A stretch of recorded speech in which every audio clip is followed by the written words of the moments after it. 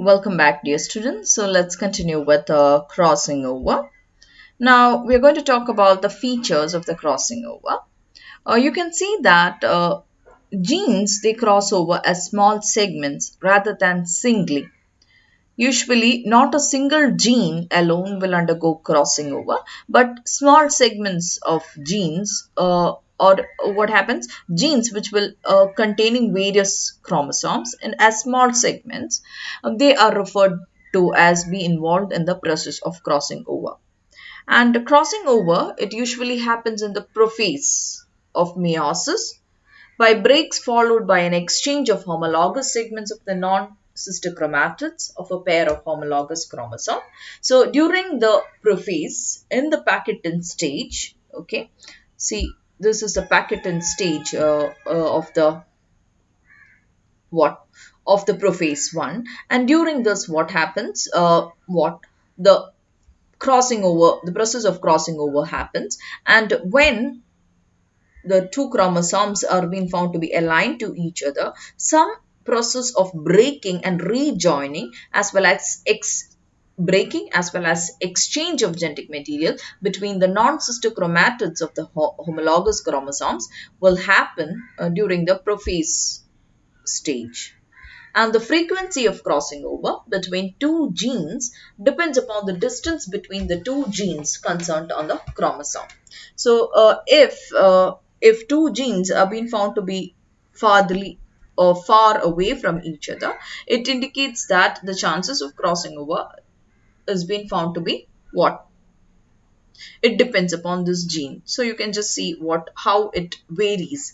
The distance, the frequency of the crossing over between the two genes will depend upon the distance between the two genes concerned on the chromosome. If they have been found to be, if the genes have been found to be very closely located, they will be highly linked and the chance of crossing over will be found to be less. Now, what are the types of crossing over? You can divide crossing over into three main types. One is a single crossover. That is, if there is only one chiasma is being formed at one point of the chromosome pair, then it is referred to as a single crossing over, and it will produce two non-crossover chromatids and two non-crossover chromatids.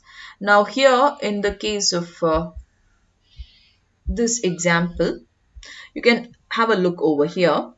Here, there is only one point of chiasma, and as a result, what happens? You will get two non-crossover chromatids as well as two crossover chromatids also.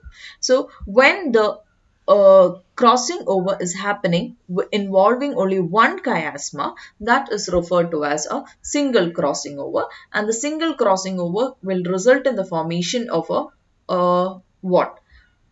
Two non-crossover chromatids as well as two crossover chromatids. Now, a double crossing over, a crossing over occurring at 2 points between any two given points in the same chromosome pair, or in other words, when two chiasmata is being involved during the crossing over, it would result in the formation of a double crossing over. And the chiasmata might be formed between the same chromatids or between different chromatids. And two-strand double crossover occurs when both crossovers involve the same two chromatids. And three-strand double crossover are those in which second crossover involves one of the same two chromatids as the first crossover plus one different chromatids. And like that you have three-strand double strand chromosome, or it can be also four strand double crossover when the second crossover involves the two chromatids not involved in the first crossover. And other than that, you also have multiple crossover when the crossover occurs at 3, 4 or more points between any two given points in the same chromosome pair.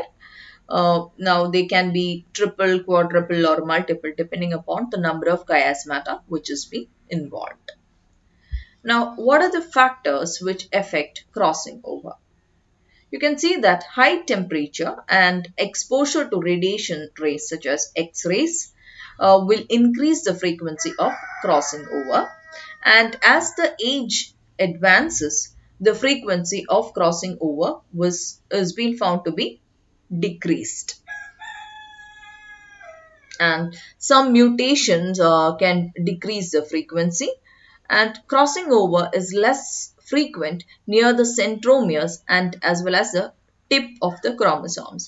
Now if you go to take a chromosome, now I can okay, I'll just take a pic so that it is clear to you.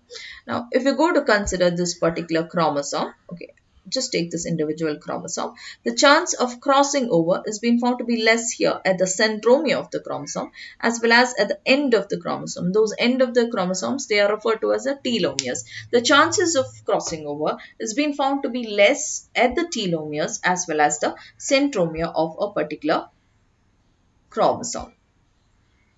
And the inversion of chromosome segments could suppress the crossing over. You know what is inversion? Inversion is a rearrangement of a linear array of genes in a chromosome in such a way that their order in the chromosome will get reversed. And crossing over at a point reduces the chance of another crossing over in the adjacent regions. In other words, chiasma formation at one point prevents the chiasma formation in the close vicinity. And this is a phenomena called interference. And you can see that certain chemicals as well as radiomimetic substances, they can increase the somatic crossing over. Like ethyl methane sulfonate are some chemicals which could increase the crossing over, and some chemicals have been found to decrease the process of crossing over. Now for example, colchicine as well as selenium, in when they have been found in excess amounts, could decrease the process of crossing over. Now, what is the significance of crossing over? As we all know, it produces new combinations of a particular gene, or genetic variations are being possible as a result of crossing over. And unless and until the process of crossing over was being found, the process of evolution would not have been possible. And it produces a direct evidence for the linear arrangement of linked genes in a chromosome. So, by the process of crossing over, we can understand that the genes have been arranged in a, or the linked genes have been present. Now, what do you mean by linked genes? If genes are not undergoing what?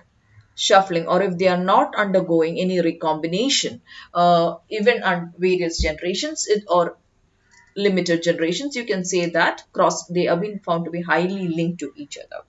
If crossing over is frequently happening, it indicates that those genes are not being found to be linked to each other. And the frequency of crossing over is thus used as a basis for constructing the chromosome maps. What are the chromosome maps? The chromosome maps or the linkage maps are the arrangement of genes. Those are maps which have been created on the basis of crossing over, which has been happening between the different chromosomes. So I hope the process of crossing over as well as the linkage is clear to you.